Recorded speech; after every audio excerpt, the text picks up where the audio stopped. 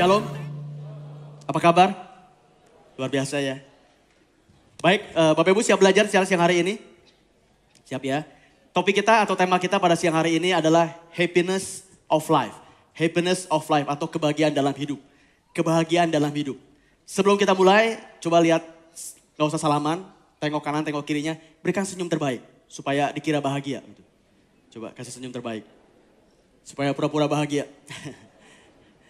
Baik Bapak Ibu, mari kita baca firman Tuhan. Siapkan catatan Anda, Bapak Ibu siapkan note kalau memang perlu dicatat. Kita baca dari ayat dulu, yaitu di Galatia 5, 22 sampai 23. Galatia 5, 22 sampai 23, bisa tolong dilihat. Saya sudah siapkan di depan. Demikian firman Tuhan. Tetapi buah roh ialah kasih, sukacita, damai sejahtera, kesabaran, kemurahan, kebaikan, kesetiaan, kelemah lembutan, penguasaan diri. Tidak ada hukum yang menentang hal-hal itu. Ini buah-buah roh gitu ya. Kalau saya ambil dari salah satu versi bahasa Inggris, saya ambil dari versi New Living Translation, saya langsung ke yang merah dan birunya saja. Holy Spirit itu Roh Kudus. Lalu sukacita dalam bahasa Inggrisnya dikatakan joy. Oke, jadi sukacita itu dalam bahasa Inggrisnya dikatakan joy. Yang menarik di sini Bapak Ibu, tidak ada dalam satu buah roh ini yang namanya bahagia. Nggak ada ya. Jadi nggak ada bahagia tuh. Di situ adanya cuman sukacita. Sukacita atau dalam bahasa Inggrisnya joy. Mengapa demikian? Atau apa perbedaan antara joy dan happiness? Bedanya apa sih sebetulnya? Kenapa di buah-buah roh itu nggak ada yang namanya happy, adanya cuman joy. Oke, tapi itu kita simpen dulu. Kita simpen dulu, nanti kita akan balik ke sana. Sekarang saya mau masuk dulu, kita mau bahas sedikit tentang yang namanya happiness. Apa sih dampak kebahagiaan dalam kehidupan kita? Apa dampak kebahagiaan dalam pekerjaan kita? Oke, saya mulai dulu dengan satu tebakan, boleh slide-nya. Saya punya dua kondisi pertama dan kondisi kedua. Jadi semoga pada siang hari ini sama-sama kita belajar mengubah cara kita berpikir ya. Kondisi yang pertama, Bapak Ibu nanti pilih ya, yang satu atau yang dua. Kondisi yang pertama adalah kondisinya seperti ini. Kerja keras, sukses, bahagia. Itu sering kita maui. Yang kedua, bahagia, kerja keras, sukses. Bapak Ibu, home bimpa mau yang mana nih? Yang benar nih, mau satu atau dua? Dua-duanya, ya itu paling aman, memang jawaban paling aman. Kerja keras, sukses, bahagia, atau bahagia, kerja keras, sukses. Nah, mari kita bahas satu demi satu. Oke, mari kita bahas. Ini semua bisa mengubah pola Bapak Ibu berpikir ya. Mari kita bahas dulu yang pertama. Ini pemikiran yang umum. Mungkin di antara kita kebanyakan kalau saya tanya, Bapak Ibu akan pilih yang ini. Ya kerja keras dulu lah Pak. Lalu sukses, punya materi, bisa berlibur ke luar negeri, punya mobil yang banyak, punya rumah yang bagus, baru itu bahagia. Lah kalau nggak punya materi, nggak bisa ke luar negeri, nggak bisa ini, mana bisa kita bahagia? Makanya kalau secara umum mungkin kita banyaknya mikirnya seperti ini. Oke? Kalau Bapak Ibu memilih yang ini, maka ada dua pertanyaan yang Bapak Ibu harus jawab. Atau dua pertanyaan yang Bapak Ibu mesti kita renungkan pada siang hari ini. Kalau Bapak Ibu memilih pola pikir atau paradigma yang ini.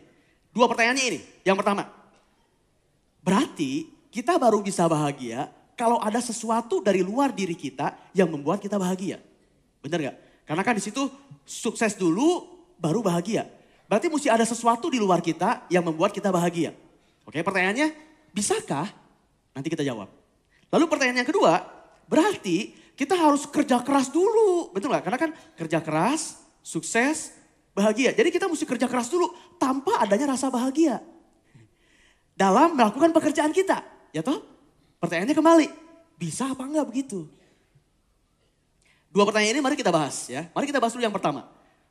Berarti ada sesuatu, berarti kita baru bisa bahagia kalau ada sesuatu dari luar diri kita yang membuat kita menjadi bahagia. Pertanyaannya, bisa apa enggak? Jawabannya, bisa. Tapi, nah tapinya itu yang gak enak. Bisa, tapi yang pertama, jawabannya ada dua juga. Yang pertama, tidak selalu ada. Tidak selalu ada. Kenapa? Karena hal itu sesuatu yang ada di luar kontrol kita. Benar gak? Nggak selalu ada. Kenapa? Karena itu adanya di luar diri kita. Contoh, saya udah kerja keras. Setiap hari datang rajin ke tempat kerja. Datang pagi, pulang malam. Datang pagi, pulang malam. Udah kerja keras. Oke? Belum tentu saya dipromosiin. Belum tentu saya naik gaji. Betul? Terus kalau saya udah kerja keras terus nggak naik gaji, lalu saya nggak bahagia. Kalau Bapak Ibu punya paradigma seperti ini, berarti Bapak Ibu akan tidak pernah bahagia. Meskipun Anda sudah kerja keras, benar nggak? Karena yang namanya promosi di luar kontrol Anda. Di luar kontrol Bapak Ibu. Betul nggak? Contohnya yang lain, umpamanya saya udah kerja setengah mati gitu. Kerja setengah mati, lalu belum tentu saya bisa punya mobil. Belum tentu saya bisa ke luar negeri, belum tentu. Benar nggak? Belum tentu, meskipun saya udah kerja keras. Nah, susahnya paradigma yang ini adalah, itu di luar kontrol kita. Dan itu bahayanya, kita itu bahagianya tergantung sama itu tuh. Sesuatu yang di luar diri kita. Oke bisa, tapi nggak selalu ada. Jawabannya bisa jadi dipromosi, tapi nggak selalu ada. Oke, jawaban yang kedua. Bisakah? Jawaban yang kedua, bisa tapi nggak akan lama. Kenapa? Karena manusia itu makhluk yang gampang beradaptasi. Bapak Ibu, dalam dunia psikologi ada istilah yang namanya ini. Saya tulis ya. Ada istilah dalam dunia psikologi namanya hedonik. Hedonik itu kesenangan, pleasure, adaptation.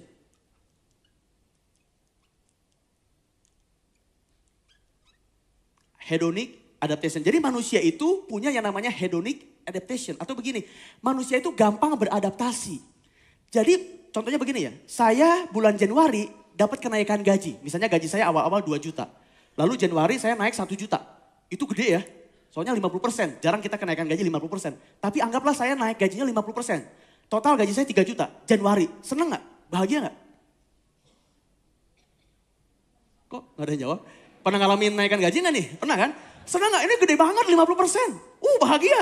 Bener gak? Januari bahagia banget. Gaji saya jadi sekian. Tapi saya mau tanya, berapa lama itu bertahannya kebahagiaan? Bulan Maret masih bahagia? Kayaknya udah biasa lagi, bener gak? Bulan April udah biasa lagi. Itu namanya hedonic adaptation. Manusia tuh gampang beradaptasi. Contoh yang lain, saya baru beli mobil.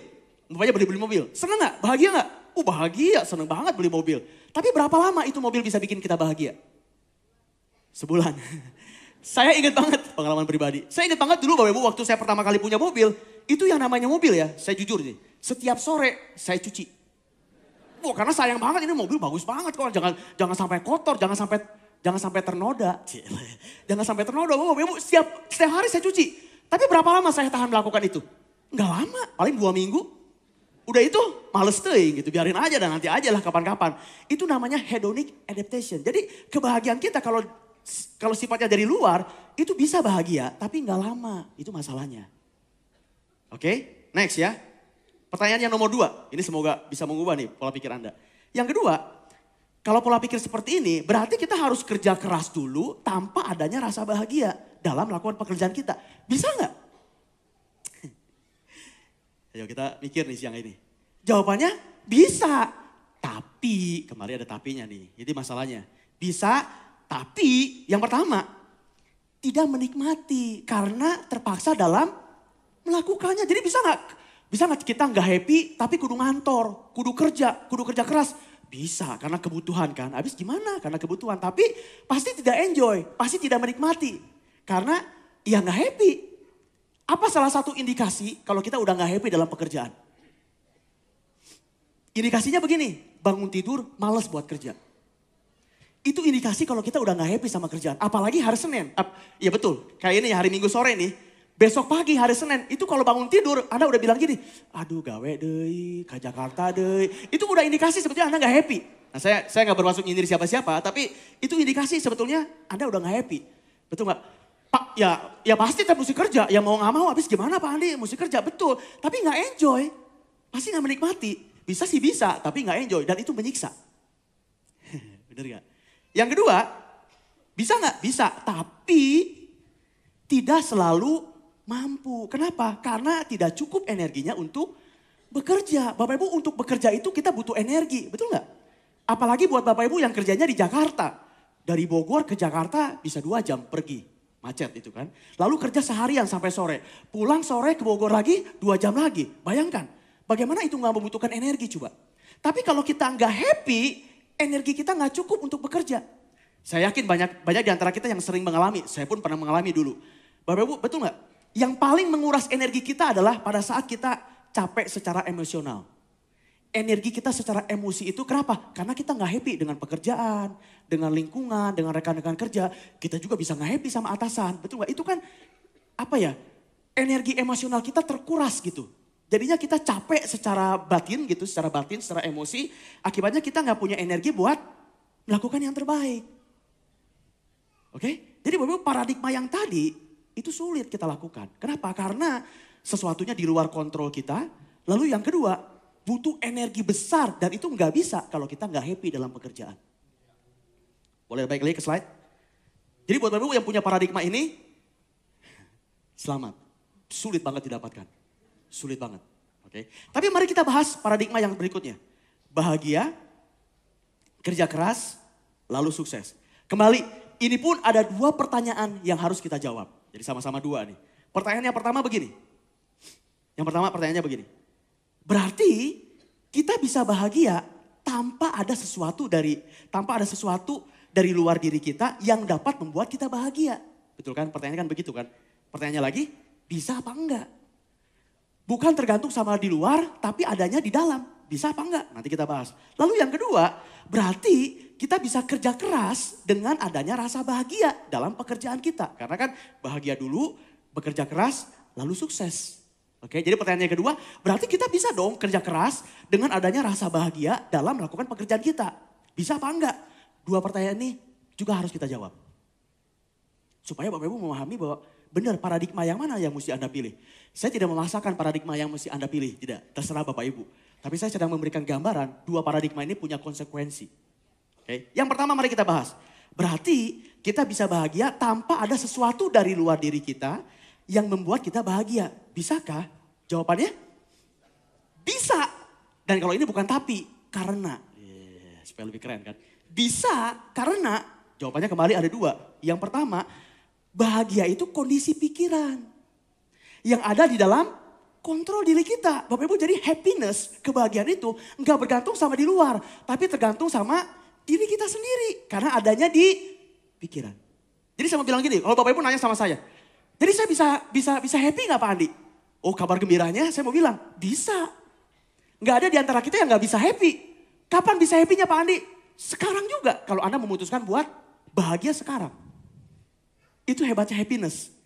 Anda bisa bahagia, gak ada terkecuali apapun kondisi Anda, semua bisa. Dan kapan? Gak lama-lama. Sekarang juga kalau Anda memutuskan untuk bahagia. Jadi yang pertama bahagia itu ada dalam kontrol pikiran kita. Nah Bapak Ibu, kalau Bapak Ibu ragu, masa bahagia ada dalam kontrol pikiran kita? Saya mau buktikan. Di akhir nanti saya akan buktikan secara firman Tuhan. Tapi saya akan buktikan sekarang secara ilmu pengetahuan. Karena Bapak Ibu, supaya lebih meyakinkan saya mesti jelaskan juga secara scientific, secara ilmu pengetahuan. Saya ambil Bapak Ibu dari satu buku yang judulnya The How of Happiness. Atau bagaimana caranya untuk happy. Pengarangnya Ibu Sonia, susah nih bahasanya nih. Lyubomirsky. Supaya gampang, Sonia L gitu aja ya Pak ya. Bu, Sonia L lah, susah belakangnya. Sonia L ini adalah profesor, jangan macam-macam Bapak. Ini profesor of psikologi, jadi profesor psikologi. Dan dia kerjanya meriset, meneliti khusus untuk bidang happiness. Kalau Bapak Ibu mempelajari bidang happiness, dia salah satu tokoh yang terkenal dalam dunia happiness. Dia cukup disegani dan dia tokohnya luar biasa. Kenapa? Karena dia puluhan tahun meriset yang namanya happiness. Salah satu penelitian dia membuktikan seperti ini Bapak Ibu. Siap-siap ya, ini buat waktu saya pertama kali tahu, blow my mind. Bapak benar-benar mencerahkan buat saya. Dia bilang begini, yang mempengaruhi kebahagiaan ada 3 faktor. Yang pertama, memang kebahagiaan itu dipengaruhi 50% cukup banyak dari genetik. Jadi memang ada orang-orang tertentu yang bawaannya pendiam, bawaannya suka merenung, baperan, gampang kesinggung, kadang-kadang tiba-tiba nangis sendiri, itu ada kayak gitu. Jadi memang itu bawaan orok gitu bahasa kita ya, bawaan lahir. Ada 50% cukup besar, genetik, betul nggak? Dan itu nggak bisa disalahin karena orangnya sensitifan gitu. Baru ngomongin sedikit sensitif, kesinggung, pemulihan diri 2 hari gitu. Lalu apalagi gitu, ada yang begitu memang. Lalu dia bilang gini, yang menarik ini 10% tergantung dari keadaan. Jadi Bapak Ibu, yang namanya kebahagiaan tergantung dari kondisi eksternal. Yang tadi tuh, materi, uang, rumah baru, mobil baru, promosi. Itu ternyata pengaruh kebahagiaan cuman 10%. Kecil banget. Dan Bapak Ibu jangan main-main, ini hasil riset loh. Saya nggak tahu bagaimana cara jadi riset. Tapi ini hasil riset. Jadi kebahagiaan kita kalau ditentukan oleh hal-hal yang di luar kita, cuman berkontribusi 10%. Sangat kecil. Tapi yang menarik buat saya, yang ketiga, mari kita lihat. Kebahagiaan itu ditentukan selain genetik, faktor eksternal, ini yang luar biasa. Perilaku kita 40%. Atau dalam kontrol kita itu 40%. 40% itu gede banget Bapak Ibu. Dan nanti kita akan belajar di akhir khotbah, perilaku yang seperti apa yang membuat kita supaya bisa bahagia. 40%. 40% ada dalam diri kita. Dan yang menarik begini, ini menarik nih. Kalau kita lakukan yang 40%, karena itu perilaku kita bisa latih, kita bisa lakukan sebagai gaya hidup. Kalau kita lakukan yang 40%, itu bisa mempengaruhi faktor genetik. Ajaib ya, menurut saya luar biasa loh Bapak Ibu. Jadi kalau kita lakukan, nanti kita akan belajar bagaimana caranya. 40% kita lakukan terus menerus, itu ternyata bisa mengubah genetik. Meskipun gak banyak, tapi bisa berpengaruh ke 50%-nya. Jadi komposisi tergantung sama perilaku kita bisa lebih dari 40%. Karena dia bisa mempengaruhi 50%-nya genetik. Tapi waktu saya pertama kali baca, saya gak heran. Karena sebelumnya saya pernah baca, IQ bisa berubah. Percaya juga, oke. Bapak Ibu, ini juga ada satu orang hebat juga, namanya Carol Dweck, namanya juga aneh-aneh nih. Dia juga profesor, kalau dia di Stanford. Dia bilang IQ seseorang itu bisa berubah. Kenapa? Karena ada dua tipe. Ada yang namanya fixed mindset. Mindset. Ada yang namanya growth mindset. Ada orang-orang yang berpikir seperti ini. Kalau saya dilahirkan dengan IQ 110, seumur hidup IQ saya 110. Itu artinya orang yang berpikir fixed mindset. Tapi Bapak Ibu, orang ini Carol Dweck dia bilang gini, sebetulnya enggak loh. Orang itu bisa berubah IQ-nya, bisa tambah pinter. Tapi orang itu harus punya pemikiran seperti ini. Saya bisa berubah, namanya growth mindset. Kalau kita terus belajar, kita nggak pernah puas diri, terus belajar, terus mengembangkan, IQ kita bisa naik, namanya growth mindset. Saya cerita sedikit ya Bapak Ibu. Hari Sabtu yang lalu kami meeting bersama Pastor Arif sebelum beliau pergi ke Korea. Di Lala Pastor Arif cerita begini.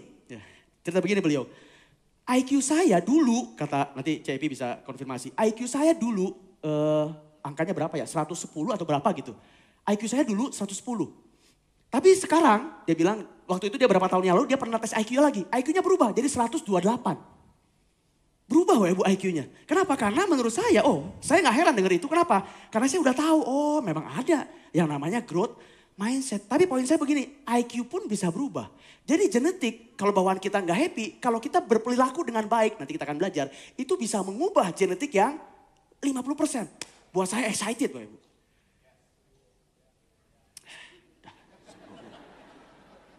Udah, kalau gak mau ya wis. Oke, baik lagi ya.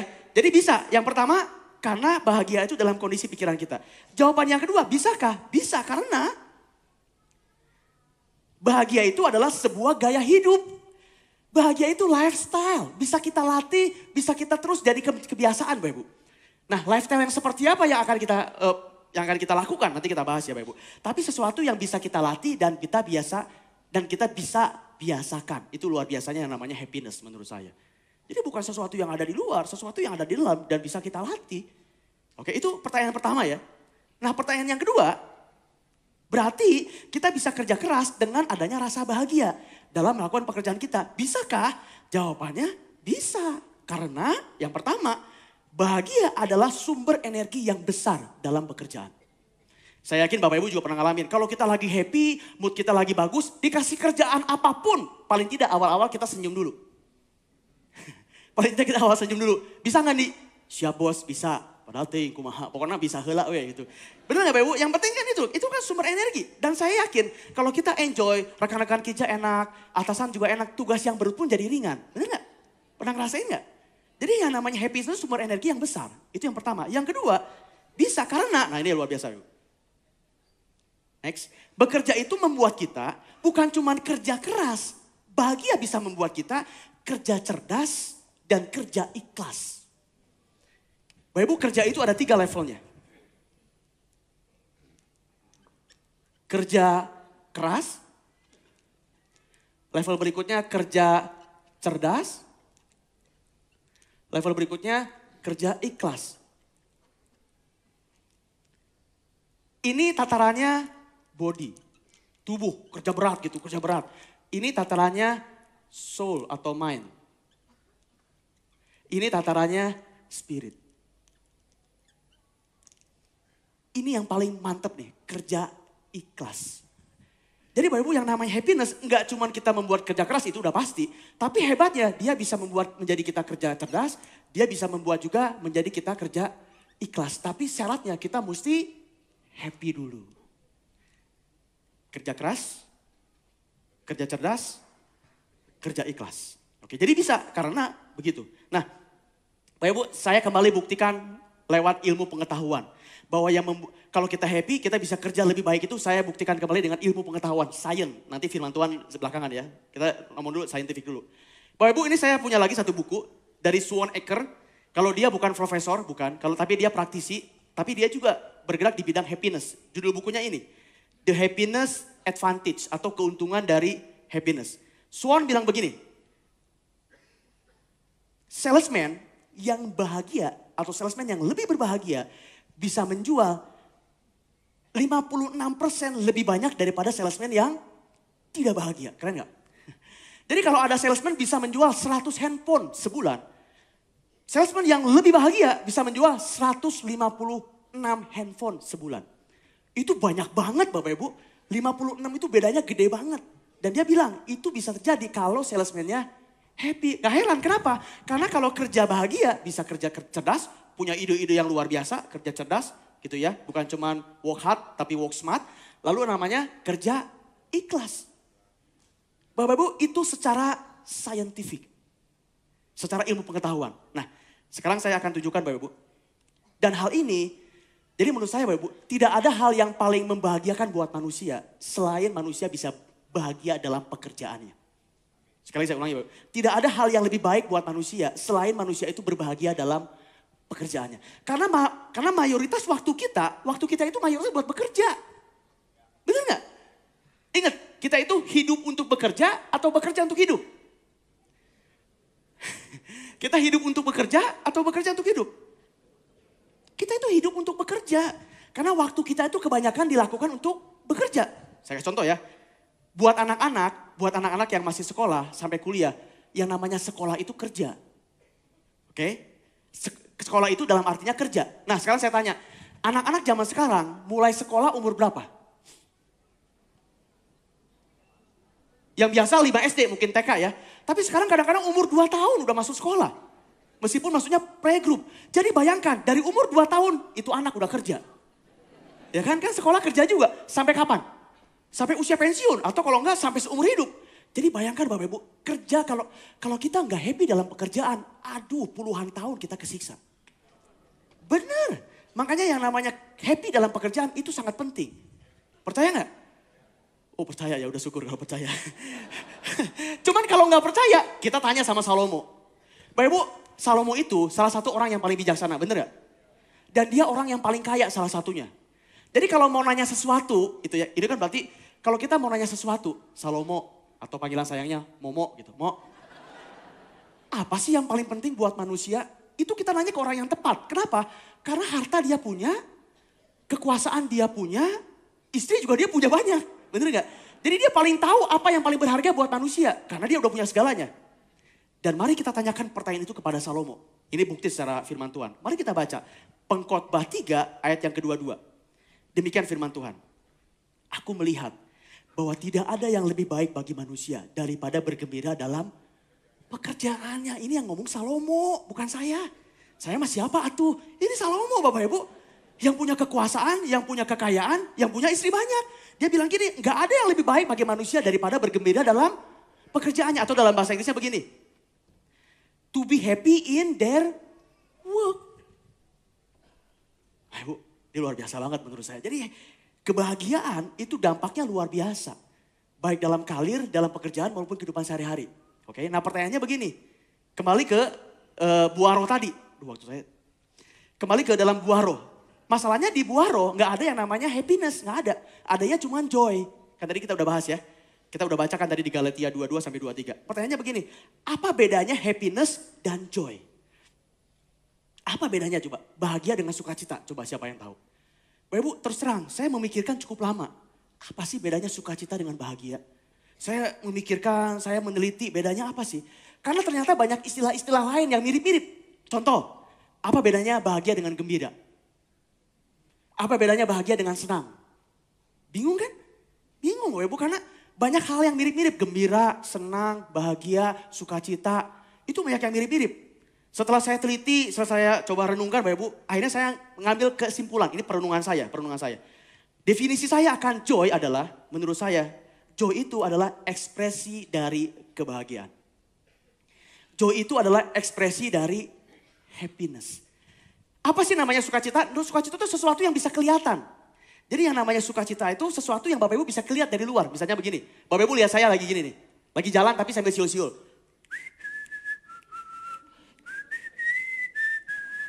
Menurut Bapak Ibu saya lagi bahagia gak? Kemungkinan besar lagi bahagia, meskipun gak selalu ya. Tapi kemungkinan besar lagi bahagia karena saya sukacita. Itu namanya sukacita, joy. Di WC nyanyi-nyanyi gitu. Hari ini harinya Tuhan, harinya. Lagi ngapain lu? Lagi sukacita, lagi bahagia. Jadi yang namanya joy itu kelihatan dari luar. Oke, tapi yang namanya bahagia Tapi yang namanya bahagia itu sesuatu yang ada di dalam. Bahagia itu adanya di dalam kita. Jadi memang bisa jadi orangnya bahagia, tapi nggak sukacita. Maksudnya gini, nggak terlihat secara sukacitanya. Bisa, tapi orang itu bahagia. Karena bahagia itu adanya di dalam. Begitu terekspresikan, istilahnya yang lain itu namanya sukacita. Jadi Bapak Ibu bisa aja ya, saya umpamanya kerja, lagi serius banget saya kerja. Saya nggak bersiul, nggak bernyanyi, tapi saya kerja serius. Itu jangan Anda bilang, wah ini orangnya nggak bahagia. Belum tentu Bapak Ibu, karena bahagia itu adanya di dalam. Jadi bisa aja dia kerja, meskipun nggak bersiul, tapi kadang-kadang senyum sendiri. Nah, misalnya begitu ya Ibu. Jadi yang namanya bahagia itu adanya di dalam. Begitu terekspresikan keluar itu namanya joy atau sukacita. Itu bedanya bahagia dengan joy. Oke? Makanya di Galatia 5 tadi dikatakan bahagia itu apa? Joy itu apa tadi? Firman Tuhan katakan di Galatia 2 sampai 23. Buah roh. Kalau dalam pohon yang kelihatan akarnya atau buahnya? Buahnya, makanya sukacita itu kelihatan sama orang. Kenapa? Karena kelihatan kayak buah. Tapi yang penting itu akarnya apa? Karena gak akan ada buah kalau gak ada akar. Tapi yang kelihatan sama orang itu ya buahnya. Makanya disebutnya namanya juga buah roh. Oke, get it ya? Oke, waktu saya cepet banget tinggal 8 menit. Bagaimana caranya buat bahagia? Ini kan pertanyaan pentingnya. Bagaimana caranya buat bahagia? Oke. Saya ambil dari firman Tuhan. Sesuatu yang Bapak Ibu sudah baca mungkin berkali-kali. Dari Mazmur 1 1 sampai 3. Ini cara untuk bahagia. Bapak Ibu saya cuma punya waktu sedikit lagi. Mohon kita bisa fokus untuk Bapak Ibu dapetin rema. Karena buat saya ini juga rema buat saya. Oke? Mari kita baca. Mazmur 1 sampai 3. Ini rahasia kita bisa bahagia. Berbahagialah orang yang tidak berjalan menurut nasihat orang fasik, yang tidak berdiri di jalan orang berdosa, dan yang tidak duduk dalam kumpulan pencemooh. Orang yang seperti ini disebut berbahagia. Oke, saya yakin kebanyakan di antara kita sudah melakukan ini. Gak ada kan Bapak Ibu yang dugem, kumpul-kumpul sama orang-orang yang negatif. Saya yakin enggak lah. Oke, yang satu ini saya yakin Bapak Ibu sudah lakukan. Tantangannya sebetulnya ayat yang kedua. Tetapi yang kesukaannya ialah Taurat Tuhan. Dan yang merenungkan Taurat itu siang dan malam. Nah nanti kita bahas itu ya. Kita bahas. Oke. Lalu ujungnya apa? Ayat yang ketiga. Sengaja ia itu saya merahkan. Ia seperti pohon yang ditanam di tepi aliran air. Yang menghasilkan buah pada musimnya. Dan yang tidak layu daunnya. Apa saja yang diperbuatnya berhasil. Nah Bapak Ibu sekarang saya tanya nih. Ia yang warnanya merah itu. Ia itu siapa? Aduh waktu saya gak banyak sih. Ia itu saya cepat aja ya. Saya slide-nya dulu. Saya ganti ayat yang ke-13 ini, saya modif sedikit supaya memperjelas. Oke. Jadi kalau saya coba modif sedikit, kurang lebih begini ayat yang ketiga ini. Ia itu adalah orang yang bahagia, betul nggak? Kan tadi ayat 1 ayat 2-nya dibilangin, berbahagialah orang yang tidak berdiri dengan orang pencemooh, tidak mengikuti nasihat orang fasik, tapi juga suka akan firman Tuhan dan merenungkannya siang dan malam. Itu orang yang bahagia, betul nggak? Iya, seperti pohon. Jadi orang yang berbahagia itu seperti pohon, menghasilkan buah pada musimnya, apa saja yang diperbuatnya berhasil. Makanya Bapak Ibu dikatakan buah. Jadi orang yang bahagia itu kayak pohon. Soalnya dulu. Saya excited sendiri nih. Buah, orang yang berbahagia itu kayak pohon. Yang berbuah pada musimnya. Buah roh, joy. Kelihatan sama orang, terekspresikan, orang bisa lihat. Ya toh? Berbuah pada musimnya. Berbuah pada musimnya, jadi ada musimnya dia bisa berbuah. Orang bisa ngelihat, salah satu buah rohnya itu tadi joy. Tapi masalahnya begini, akarnya apa? Dari ayat tadi apa akarnya kalau Bapak Ibu lihat? Ia seperti pohon. Ia itu siapa? Orang yang berbahagia. Jadi akarnya supaya kita bisa menghasilkan buah roh, akarnya adalah bahagia itu sendiri. Jadi rasa bahagia itu adalah akar dari pohon yang akan muncul salah satunya terekspresi lewat buah roh yang namanya joy. Tapi akarnya adalah bahagia. Oke. Pertanyaan selanjutnya. Sumber bahagia dari mana? Ini kan akarnya. Tapi sumber bahagia dari mana? Firman Tuhan tadi sudah katakan di 1 dan 2. Saya ambil aja yang kedua. Sumber bahagianya dari firman Tuhan. Betul gak? Yang kesukaannya firman Tuhan, Taurat Tuhan. Dan yang merenungkan siang dan malam. Bapak Ibu, bahagia gak ada di luar. Bahagia bukan di materi. Bahagia secara roh adanya di firman Tuhan. Dan ayat yang ketiga tadi bilang apa? Ayat yang ketiga, saya next ya. Ayat yang ketiga bilang apa ujungnya? Apa saja yang diperbuatnya berhasil. Hey, berarti benar yang ini dong. Berarti benar yang ini dong. Karena ujungnya apa yang diperbuatnya berhasil. Jadi paradigma yang ini dong yang benar. Bahagia dulu, bisa kerja keras, lalu sukses. Iya gak? Firman Tuhan udah bilang itu. Daud udah tahu itu ribuan tahun yang lalu. Dari Mazmur. Jadi kita kudu happy dulu. Dan sumber kebahagiaan dari mana? Firman Tuhan. Ouch. Bapak Ibu biasa aja. Saya excited banget waktu dapetin ini. Oh berarti saya gak tergantung sama mobil. Saya gak tergantung sama uang. Saya tergantung hanya oleh firman Tuhan. Dan kalau saya bisa merenungkan firman Tuhan siang dan malam. Saya bisa kerja keras dengan happy. Dan saya bisa apa saja yang diperbuatnya berhasil. Saya cepat. Tapi yang penting buat saya ayat yang kedua. Tetapi yang kesukaannya adalah Taurat Tuhan. Dan yang merenungkannya. Saya yakin Bapak Ibu tidak ada masalah dengan 2A. Saya yakin Bapak Ibu suka akan Taurat Tuhan. Amin gak? Itu sebabnya Bapak Ibu ada di sini. Karena Anda suka firman Tuhan. Tapi saya gak yakin Anda suka merenungkan. Karena suka dan merenung itu beda. Makanya kata sambungnya dan bukan atau. Apa maksudnya kata sambung dan?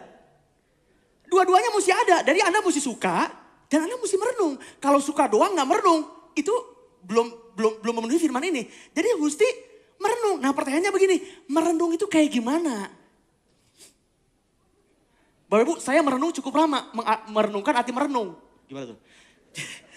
Saya merenung cukup lama untuk merenungkan arti merenung. Jadi merenung saya bingung nih. Jadi merenung itu apa? Coba bener gak? Karena dikatakan oleh firman Tuhan. Merenung itu bukan membaca. Merenung itu bukan menghafal. Karena membaca mah gampang. Merenung yang susah. Betul gak? Makanya saya merenung cukup lama untuk merenungkan kata merenung. Karena memang merenung itu beda dengan membaca. Apa itu merenung? Merenung itu memikirkan, mempelajari secara mendalam. Itu artinya merenung. Membaca mah cepet. Betul gak? Saya punya target sehari baca 3 pasal. Waduh karena gue bangunnya kesiangan nih hari ini. Yang penting mah baca aja. Selesai. Lengkap. Oke itu membaca tapi gak merenung. Nah saya kasih contoh. Apa sih merenung itu apa sih? Saya contoh Bapak Ibu. Mari kita baca kembali ayat firman Tuhan ini. Yang kata Salomo tadi, kata Momo. Pengkhotbah 3 ayat 22. Yang depannya kita ngerti ya. Aku melihat bahwa tidak ada yang lebih baik bagi manusia daripada bergembira dalam pekerjaannya. Sebab itu adalah bahagianya. Di sini kita jelas. Yang saya mau tanya, 22B itu artinya apa? Karena siapa akan memperlihatkan kepadanya apa yang akan terjadi sesudah dia. Sok naon tah. Ayo, coba. Kalau baca doang mah gampang. Gue udah kesiangan nih. Ya udah, sebab itu bahagianya. Oke, gue ngerti. Karena siapakah yang akan memperlihatkan kepadanya apa yang terjadi sesudah dia. Naon teh. Udahlah, yang penting mah udah baca. Gue udah baca. Udah, coba. Ayo, apa artinya coba? Coba renungkan coba. Ini merenung, bukan membaca, merenung. Karena siapa yang memperlihatkan kepadanya apa yang sesudah dia. Itu tuh naon, liar. Karena siapakah yang akan memperlihatkan kepadanya apa yang terjadi sesudah dia. Naonnya, renung. Nanti dapat. Betul Bapak Ibu? Ini namanya merenung. Nah, saya tinggalkan ini sebagai PR. Renungkan di rumah. Belajar atuh. Bapak nanti belajar di rumah, renungan ini. Oke? Saya dapat sesuatu dari sini. Cuma karena waktu saya udah habis, saya lewat. Silakan renungkan sendiri. Dan betul Bapak Ibu, setiap hari kalau kita renungkan firman Tuhan, hari ini dapat ini, besok dapat ini. Betul, karena selalu baru setiap hari. Itu hasil bukan membaca, karena kalau baca mah selalu sama kata-katanya. Yang berbeda itu adalah hasil perenungan. Oke, saya tutup dengan ini. Bapak Ibu, saya tutup dengan pesan Tuhan kepada Yosua. Pada waktu Yosua mau menggantikan Musa. Ini yang ngomong Tuhan sendiri kepada Yosua. Dan ini mengkonfirmasi pentingnya bahagia dalam hidup. Mari kita baca. Janganlah engkau lupa memperkatakan, itu membaca, memperkatakan. Tetapi renungkanlah itu siang dan malam secara rutin. Supaya engkau bertindak hati-hati. Ternyata gunanya merenungkan itu membuat kita bertindak hati-hati dalam kehidupan. Aduh, saya nggak tahan sebentar ya. Bapak Ibu, yang namanya itu ada pengetahuan, pengertian, sama yang namanya hikmat. Ini itu adalah aplikasi dari pengetahuan. Pengetahuan itu didapat dari baca. Itu tuh informasi kita baca. Baca belum tentu ngerti. Di sini mesti paham. Sesuatu yang kita paham baru kita bisa lakukan. Makanya firman Tuhan bilang gini, baca, perkatakan baca, renungkan, lalu jadilah pelaku-pelaku firman Tuhan. Karena memang tingkatannya begini, knowledge, understanding, and wisdom. Knowledge, understanding, sesuatu yang udah kita paham, kita nggak akan lupa.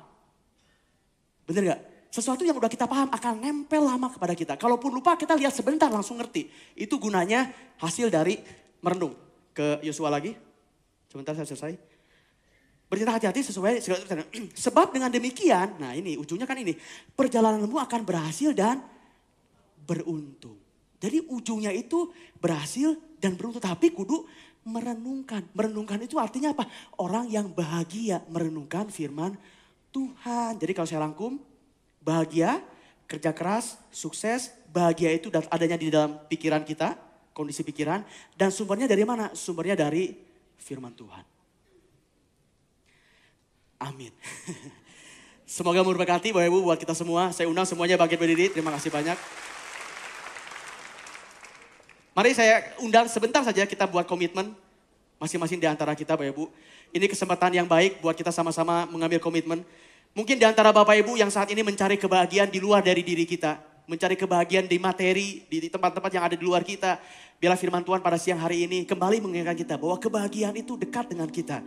Kebahagiaan itu adanya di firman Tuhan. Dan kalau Bapak Ibu juga selama ini hanya sekedar membaca firman Tuhan. Ini juga kesempatan membuat komitmen yang baru bahwa kita harus merenungkan. Bukan hanya membaca firman Tuhan, tapi harus merenungkan. Saya persilakan Bapak Ibu untuk ngambil komitmen berdoa secara pribadi kepada Tuhan. Buat komitmen yang baru sehingga pulang dari tempat ini Bapak Ibu bisa melakukan hal yang baru di hadapan Tuhan. Silakan, saya persilakan secara pribadi.